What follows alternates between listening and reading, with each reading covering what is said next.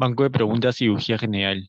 Vamos a hacer una revisión de unas 10 preguntas que han venido en los últimos exámenes. Pregunta número uno, es una mujer de 40 años que acude por dolor abdominal, vómitos y distensión abdominal. Niega flatos, antecedentes cólicos a repetición, examen, se evidencia abdomen distendido, doloroso.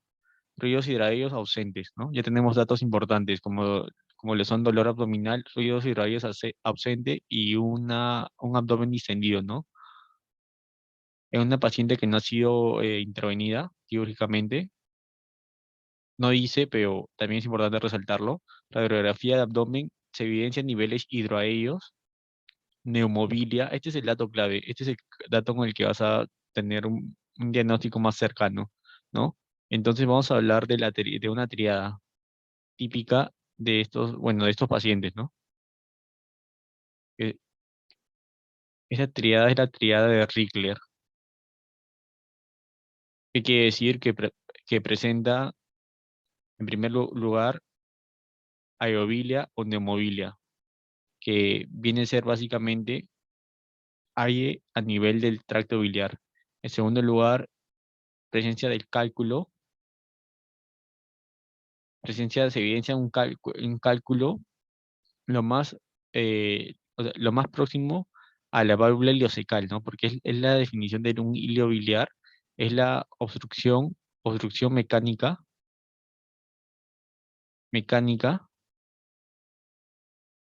por un cálculo impactado en válvula ileocecal. Y en tercer lugar, bueno, un cálculo que se evidencia en la radiografía, ¿no? Y en tercer lugar, signos de obstrucción intestinal, ya sean distensión abdominal, ruidos hidroaéreos ausentes, etcétera. Signos de obstrucción intestinal. Bueno, es una pregunta relativamente fácil, ¿no? No podría ser apendicitis aguda, no te dice ningún, bueno, el diagnóstico es clínico, básicamente, no te dice nada referente. Una colicitis aguda tampoco, porque sabemos que el dolor es un dolor tipo cólico, sobre todo en hipocondrio de hecho, náuseas, vómitos, y no te dice nada al respecto, ¿no? Ni te habla nada de una ecografía, que es el examen inicial que se los solicita a tu paciente. Si una pancreatitis aguda tampoco puede ser, ya que no tiene clínica, tampoco me da valores de amilasa lipasa y no tengo mayor factor de riesgo, ¿no? Clave, letra A. Ya, esta es una pregunta del último Enam Ordinario 2020, o sea, puede ser una pregunta de nivel intermedio, por así decirlo. ¿Ya? Y vamos a recalcar ciertos puntos importantes en este caso. Esta es una mujer voy a apuntar el resaltador, que es una mujer de 32 años, en donde no presenta antecedentes de importancia y es sometida a una colelab, ¿no? Por litiasis biliar. En el postoperatorio inmediato presenta dolor en hipocondrio de hecho que no se condice con una evolución normal.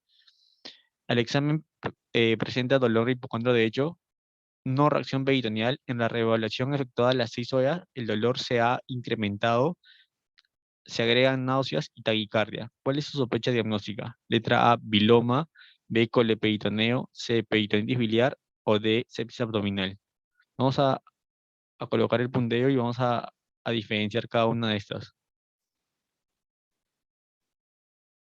En primer lugar, la pregunta hace referencia a las complicaciones post-colelap, ¿no? Pueden ser en días o puede ser en meses, ¿ya? Entonces vamos a colocar acá, complicaciones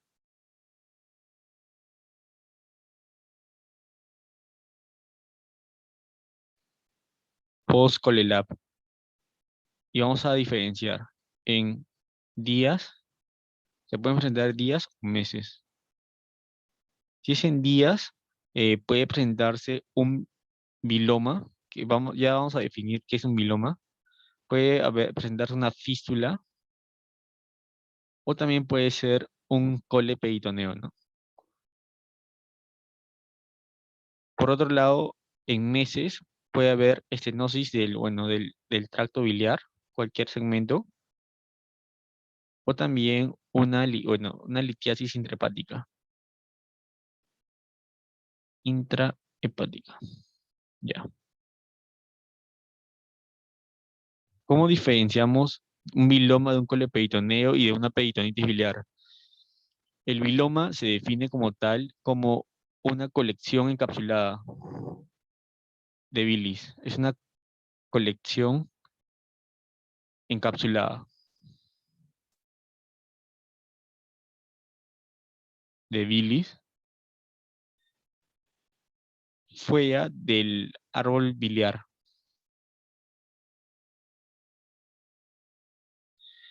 con presencia de tejido epitelizado. Así lo definen. Y la etiología del biloma como tal ser una etiología traumática. Se ha visto reportes de pacientes que han sufrido traumatismo abdominal cerrado y un trauma hepático te puede generar un biloma. Traumatismo, por ejemplo, trauma hepático, ¿correcto? En segundo lugar, puede ser idiopático y en tercer lugar puede ser por perforación, ya sea del árbol biliar o de la vesícula biliar, ¿no? Perforación. Es un biloma. Como ustedes pueden ver,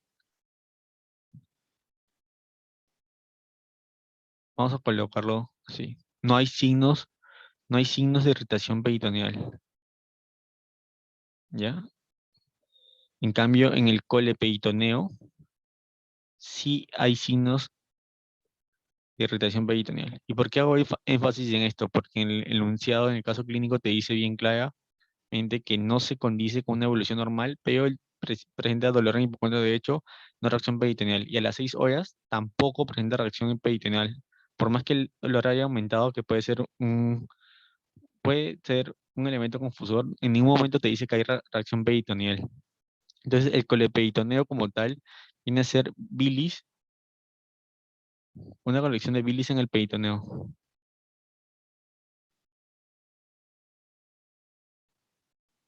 Esta bilis ustedes saben que la bilis tiene un pH de entre 7,6 a 8,4, por lo que es altamente irritable. Entonces, me va a condicionar ciertos signos de reacción peritoneal, ¿no? Entonces, ya vamos descartando que pueda ser un coleperitoneo. La peritonitis biliar como tal se puede confundir con el coleperitoneo, pero acá hay un dato importante, que la peritonitis biliar se suele dar más frecuentemente por perforación vesicular. Pero, ¿en qué tipos de vesículas? Vamos a cambiar de color. Se suele dar en vesículas, sobre todo en vesículas alitiásicas. Es una perforación espontánea en vesículas alitiásicas. Y bien claro nos dicen el enunciado, sin antecedentes de importancia sometido por una colecistectomía laparoscópica por litiasis biliar. ¿Ya? Ese es un detalle que no hemos subrayado, pero que es importante para descartar, en este caso, la peritonitis biliar.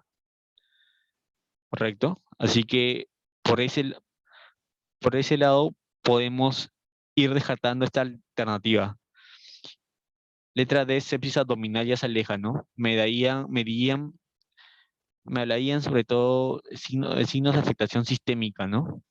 Puede ser fiebre, en la analítica, aumento de leucocitos, desviación a la izquierda, etcétera. Así que la letra correcta, la alternativa correcta es un probable biloma, que sería bueno que nos hubieran comentado algo sobre la ecografía o sobre todo una tomografía helicoidal, ¿no? Vamos a poner aquí que se prefiere la TAC helicoidal. ¿Por qué? Porque aparte del es diagnóstico y también se puede hacer drenaje percutáneo con la misma. Es diagnóstico y también abordaje terapéutico, ¿no?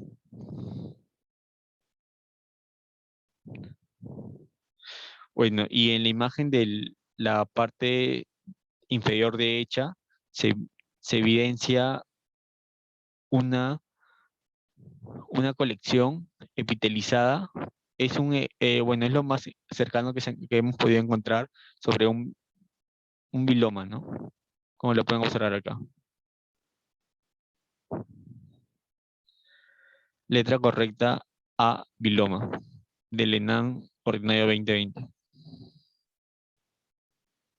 Ya, esa es una pregunta bueno, son las preguntas de hernia, en la mayoría de casos son fáciles de resolver, ya que suelen preguntar mucho por la anatomía, por los tipos de hernia, hasta por el tratamiento. Pero en este caso han preguntado sobre las complicaciones del tratamiento de las her- hernias inguinales, sobre todo las de sin tensión, ¿no? Así que vamos a hacer un breve resumen al respecto. Es un enunciado corto en donde me dicen de que es un paciente varón de 35 años que en su cuarto día, que en su cuarto día posoperatorio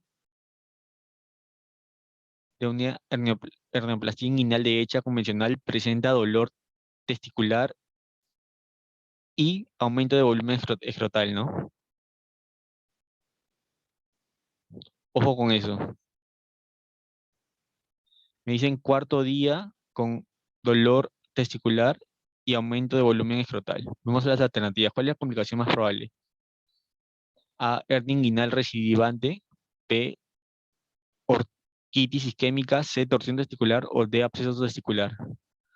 Para un cuarto día en un paciente de 35 años que haya una torsión testicular es un poco alejado, ya que la torsión testicular es un cuadro agudo, sobre todo en pacientes más jóvenes, y el dolor es intenso, súbito, y no vas a esperar 4 días, pues para recién, bueno, percatarse, ¿no? Así que es mucho más, el diagnóstico es más precoz, es mucho más evidente. Así que vamos descartando la alternativa C. No es una torsión testicular. Por otro lado, un absceso testicular, me hablarían sobre todo absceso como una sensación de masa pulsátil, y me hablaría también de, bueno, puede presentarse aumento de temperatura, puede haber fiebre, y no me habla nada de exámenes auxiliares, ¿no? Una ecodoppler o, bueno, alguna herramienta diagnóstica al respecto. Así que vamos descartando absceso testicular. Letra A, hernia inguinal recidivante, o letra B, orquitis isquémica. Bueno, en cuanto a la hernioplastías inguinales, sobre todo en las técnicas sin tensión, y son las que se suelen usar, las que se prefieren, por lo mismo que tienen los siguientes beneficios. La hernioplastia, vamos a colocar acá, sin tensión, se prefiere, ¿por qué? Porque ahí, todo es menos, casi todo es menos. ¿Por qué? Porque tiene menor estancia hospitalaria, ¿correcto? También tiene menor número de complicaciones, menos complicaciones,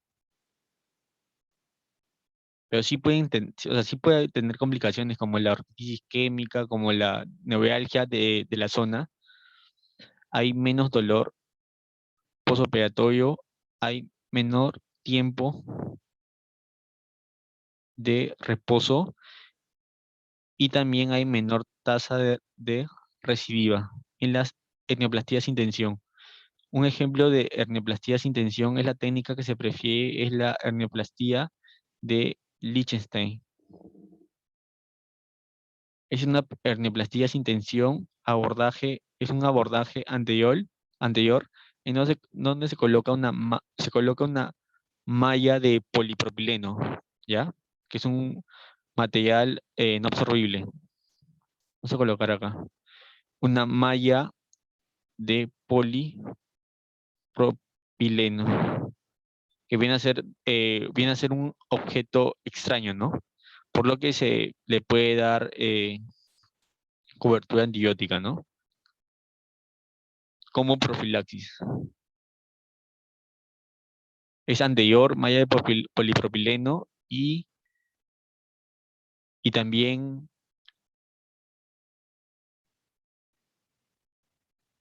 abordaje anterior, ¿no? Correcto. Otra técnica es la técnica, ya son técnicas laparoscópicas, ¿no? Como lo son las técnicas preperitoneales, NIUS o estopa. Vamos a colocar acá. NIUS o NIHUS y estopa, ¿no? Esa estopa es cuando son hernias grandes bilaterales. Son para hernias bilaterales sobre todo, grandes, ¿no? Entonces vamos a colocar puntos claves en cuanto a las hernias inguinales indirectas, ¿correcto? Vamos a cambiar de punteo.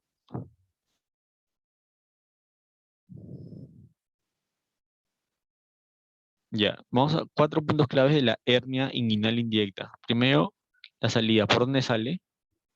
Segundo, primero, ya, salida por el anillo inguinal profundo. Segundo lugar, ¿por dónde se localiza? Por fuera de las arterias epigástricas inferiores. Se acompaña, ¿Se acompaña por quién? ¿Cuál es la guía al momento de la intervención, por así decirlo? Se acompaña del cordón espermático, ¿correcto? Vamos a colocarlo. Cordón espermático. Y el último punto clave de las hernias inguinales indirectas viene a ser la causa. Bueno, la causa es una causa congénita que viene a ser la persistencia del conducto peritoneo vaginalis. Peritoneo vaginalis, ¿ya? ¿Y por qué colocamos esta imagen? Porque esta imagen, a grosso modo, permite una adecuada o la más cercana localización en cuanto a las hernias. Por ejemplo, la imagen inferior del lado derecho, el círculo rojo viene a ser los vasos epigástricos inferiores, la arteria epigástrica inferior, que más va a servir como guía. Es decir, si vemos que está lateral, ¿no? Lateral a esta son las hernias inguinales, se localizan las hernias inguinales indirectas. En cambio, por dentro de los vasos epigástricos inferiores se localizan las hernias inguinales directas, ¿no? Que protruyen por el triángulo de G, H, tienen otro tracto de salida, ¿no? Entonces son mediales, esas son mediales. Una forma de recordar, de directa. Y por último, bueno, y laterales son las indirectas, ¿no? Por descarte. Bueno, y como habíamos dicho acá, voy a resaltarlo. Si se acompaña del cordón espermático, se puede afectar el trayecto del cordón espermático y por tanto me podría generar una orquitis isquémica, ¿no? ¿Y por qué no podría marcar una hernia inguinal recidivante? ¿Por qué? Porque usa una malla de polipropileno. Entonces, esta malla ya es un objeto extraño, ¿no? Y lo que va a hacer la malla eh, co- con toda la fibrina, con todos los macrófagos, los polimorfos nucleares, es que va a generar una especie de fibrosis, ¿no? Entonces, por sobre la fibrosis es como un sellante, por así decirlo. Entonces es difícil que se forme una hernia inguinal recidivante tan pronto, al cuarto día. Así que la respuesta correcta sería letra B, orquitis isquémica. Ya. Pregunta número 4, una pregunta sencilla, desde todo punto de vista. Vamos a colocarlo, vamos a colocar el punteo. Ya, es un paciente varón de 67 años En emergencia por accidente de tránsito, examen Glasgow de 14, frecuencia cardíaca 100, al límite superior, frecuencia respiratoria 16, pulmones sin ruidos agregados, abdomen distendido, dolorosa la palpación, ruidos hidroaéreos ausentes. ¿Cuál es la primera sospecha diagnóstica? ¿No? Un paciente que ha sufrido un traumatismo abdominal cerrado que aparentemente está estable, ¿no? Se le podría solicitar una tomografía, pero esa no es la pregunta. Dice, ¿cuál es la primera sospecha diagnóstica? Entre las alternativas tenemos la siguiente. A, neumotórax traumático, B, traumatismo abdominal cerrado, C, hemorragia pericárdica o D, diestrés respiratorio agudo. Entonces vamos a descartar cada uno de una forma relativamente sencilla.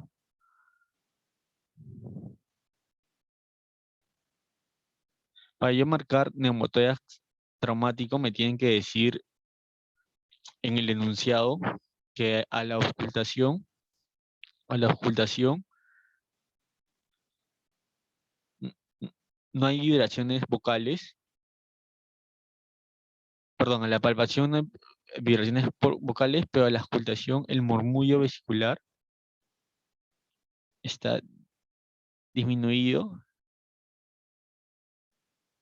y también que hay a la percusión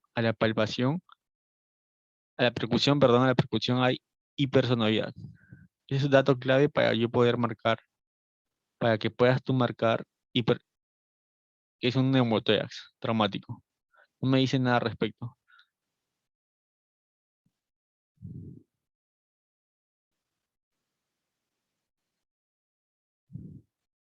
Para yo marcar hemorragia pericárdica, debo haber tomado un ecofaz y haber visto las cuatro ventanas, ¿no? Que se evalúan, que son la ventana, bueno, pericárdica o subpericárdica a nivel de la ventana hepatorrenal,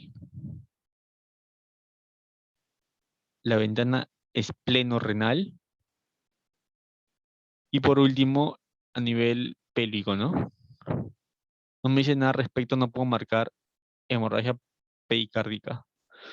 De este respiratorio agudo, me debían dar datos del PAFI o mayor información en cuanto a la saturación, otros datos importantes. No puedo marcar estrés respiratorio agudo. Entonces, la pregunta que más bueno, la alternativa que más se acerca es la B, traumatismo abdominal cerrado, como tal. Donde hay que recordar que el órgano que más afecta es el vaso, está un 35-38%. En segundo lugar, el hígado y en tercer lugar, el intestino, ¿no? Letra B.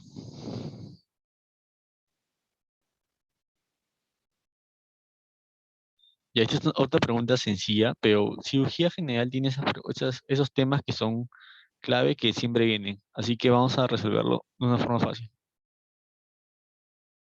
Ya es un paciente varón de 54 años, desde hace 7 días, presenta dolor perianal con herida que drena pus. Este es un dato clave, vamos a subrayarlo. Porque vamos a cambiar de color. Drena pus. 7 días con dolor perianal que drena pus. Ha tomado analgésicos y antibióticos. Hace 4 meses le drenaron un absceso perianal, ¿no? Una fístula, probablemente sea una fístula, ¿no? Porque está drenando, dice. Y como antecedente un absceso perianal, y se relacionan, ¿no? Al examen genopectoral, a las horas 3, orificio con salida de secreción purulenta. ¿Cuál es el problema diagnóstico?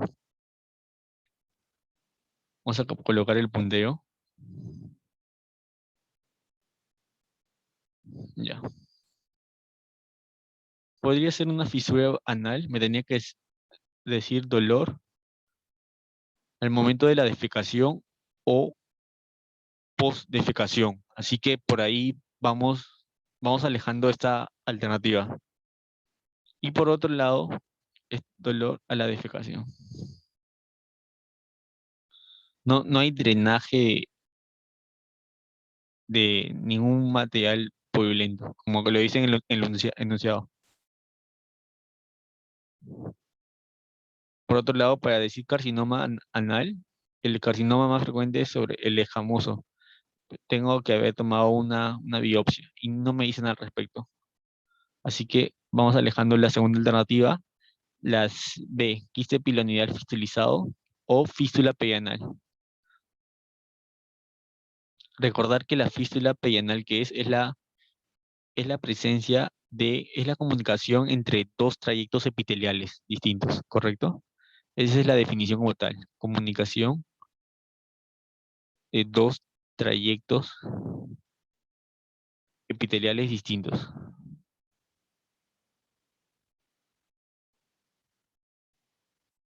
¿Ya? ¿Y por qué me dicen a las horas 3, a las horas 11? ¿Por qué? Porque ahí, vamos a verlo más adelante, la regla de Gutzal me dice, este es como las horas de reloj, 12, 6, 9 y 3. Me está diciendo que a las horas 3 hay un edificio con salidas con segregación purulenta, con un trayecto, ¿no? La fisura es como un desgarro de la zona anal, un desgarro más, no hay un trayecto como tal y mucho menos drena. Por eso también descartamos. Quiste pilonidal, quiste está sobre todo más localizado, ¿no? Aunque me podría confundir eso que el hecho que dice fistulizado, la respuesta correcta es una fístula perianal, por lo mismo que es un dolor perianal con herida que drena, pues, ¿no? ¿Correcto? Letra A, correcta. Ya. Entonces, eso es lo que les comentaba. Según la regla de Kutzal, que es para predecir el trayecto de una fístula perianal, un paciente con fístula anal y orificio fistuloso secundario a las horas 11 en posición de litotomía tendrá probablemente su trayecto. Entonces, esto básicamente es para saber la dirección, por así decirlo. Entonces, Kutzal, ¿qué dijo? Vamos a colocar como las horas de reloj, 9 y 3. Entonces, las fístulas posteriores tienen la característica que son cortas, perdón, son largas, como lo pueden ver en la imagen, y son curvilíneas, ¿no? Como se puede observar claramente. Entonces, las posteriores son curvilíneas y largas. Por otro lado, las anteriores, como se puede observar muy claramente, son rectas y diámetro mucho más corto, rectas y cortas, ¿no? Letra correcta para fístula a las horas, me preguntan a las horas 11, ¿no? Así que la fístula probablemente estaría a este nivel.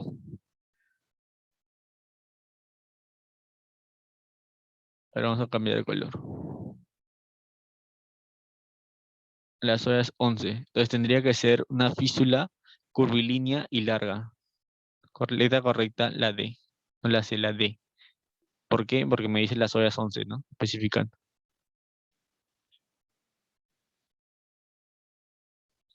Ya, esta es una pregunta que siempre viene sobre las ramas del tronco celíaco. No es una pregunta complicada, simplemente hay que saber la anatomía y se saca de una manera muy fácil. Vamos a hacer unas cuantas anotaciones al respecto.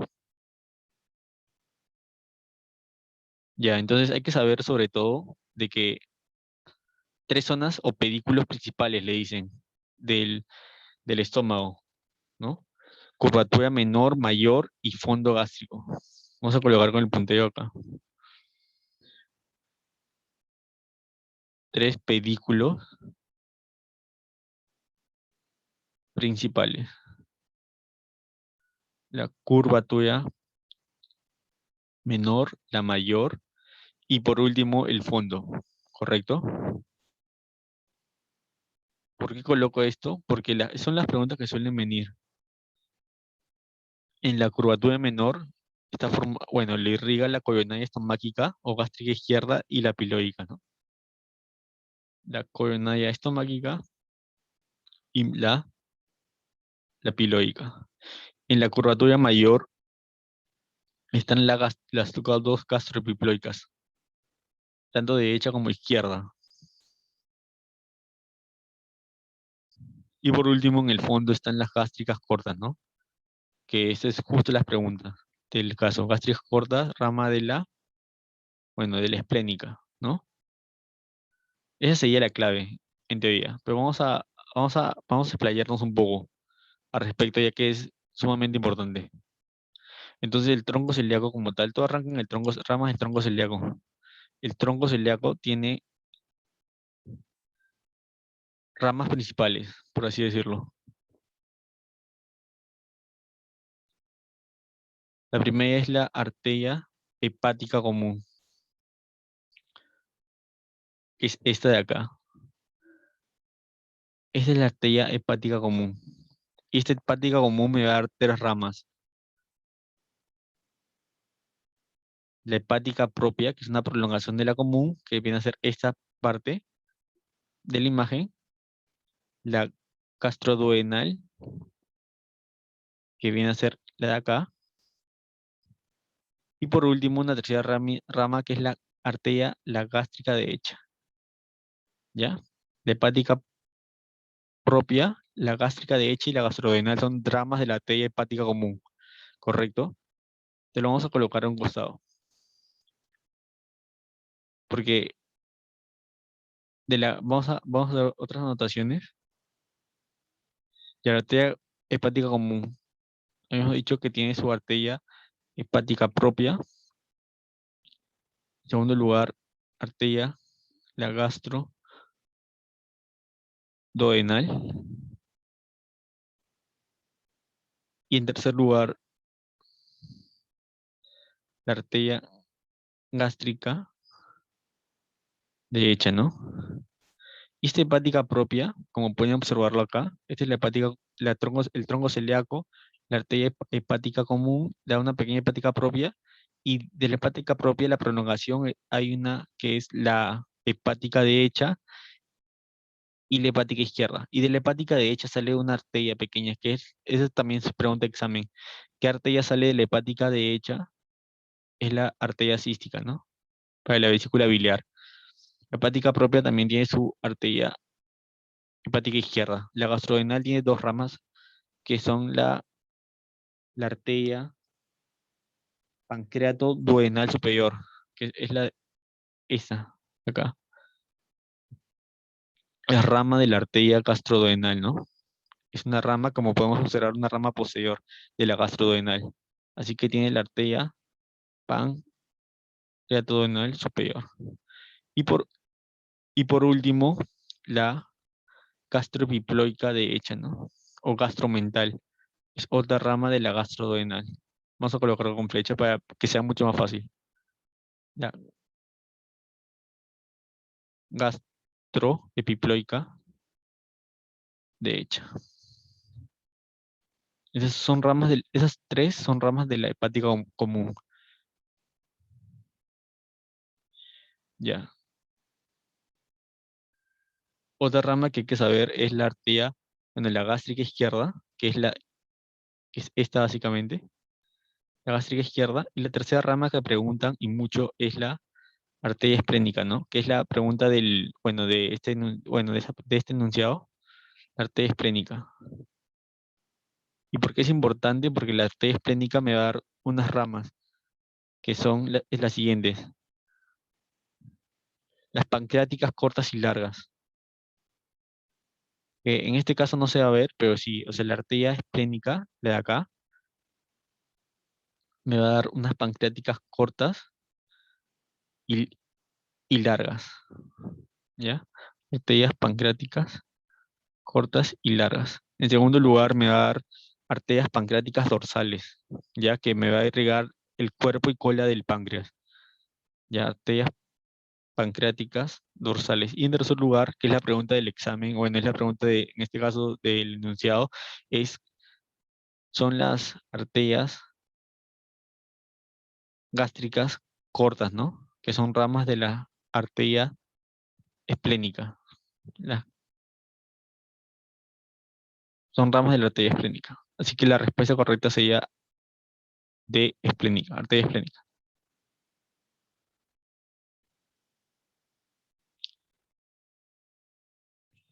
Ya estamos por llegar al final.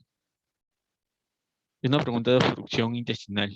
Hay que tener claros ciertos conceptos. Bueno, es una pregunta antigua, en verdad. Ya no es los últimos dos exámenes, pero puede venir. Me preguntan la obstrucción intestinal alta. Hay que definir bien alta, media y baja, ¿no? Sobre todo, en primer lugar, ¿quiénes la conforman? La alta está conformada por bueno, estómago, duodeno y sobre todo los límites son hasta el ángulo de Treitz, hasta el ángulo de Treitz, que me va a dividir sobre todo la tercera y la cuarta porción del duodeno. La media, formada por básicamente yeyuno, ilion y el colon derecho, ¿correcto? Y viene a ser desde el ángulo de Treitz hasta la válvula ileocecal. En tercer lugar es la obstrucción intestinal baja, que viene a ser básicamente bueno, el colon, tanto el transverso, el descendente y el sigmoides, ¿no? El descendente y el sigmoides. Entonces, ¿cuál es la clínica típica de cada tipo de obstrucción? Vamos a cambiar de punteo.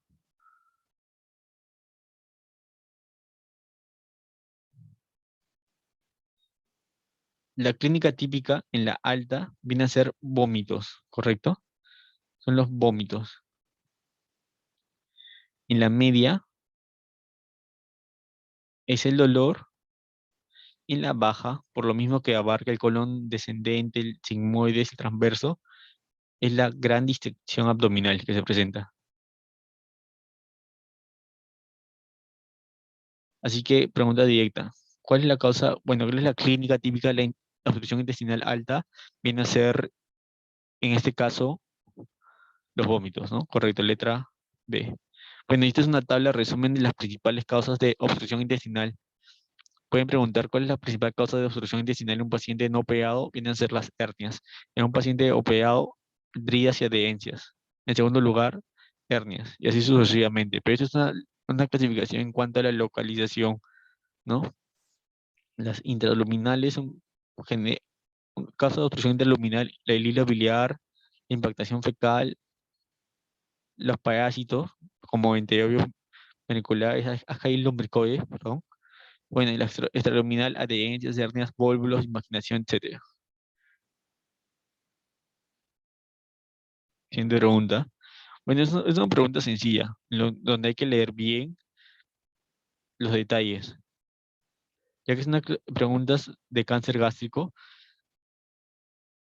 que dice, paciente varón de 50 años con historia de dispepsia desde hace 18 meses, refiere de posiciones negras con mal olor. Vamos a subrayar. Deposiciones negras, dispepsia, 18 meses, con mal olor en tres oportunidades. La endoscopía digestiva alta determina en la cara antrogástrica anterior una úlcera de 2 centímetros de diámetro. Este es el dato, vamos a subrayarlo. Siempre es importante en los exámenes resaltar lo más relevante, ya que me va a dar la aproximación diagnóstica. Entonces, bordes elevados y definidos. La descripción macroscópica de esta elección de acuerdo a la clasificación de Borman. Vamos a hacer unos apuntes al costado. Borman, ¿qué me dice? Tipo 1. Es una lesión, como se puede ver, una lesión elevada. Borman tipo 2. Los bordes persisten elevados, pero es ulcerada. Bordes elevados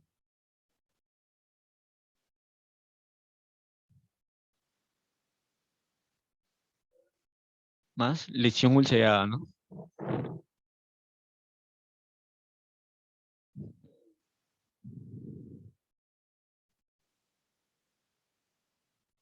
Borman 3 ya es un ulcerado infiltrante, ya que está llegando a las otras capas de la mucosa gástrica. Se denomina ulcerado infiltrante, ¿correcto? Y la 4 ya es una infiltrante difuso, ¿no? Ya que se extiende a mayor distancia. Infiltrante difuso.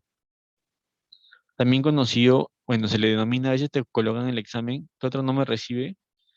La famosa linitis plástica, ¿correcto?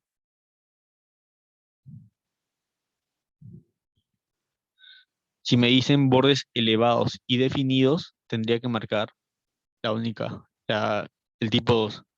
Así que son preguntas directas, solo hay que conocerse la clasificación. Y ahí eso sería todo, es un, eso sería todo del banco de cirugía, tratando de sacar los temas más preguntados últimamente, ¿no? No abarcamos toda la extensión, por lo mismo que serían muchas horas. Gracias.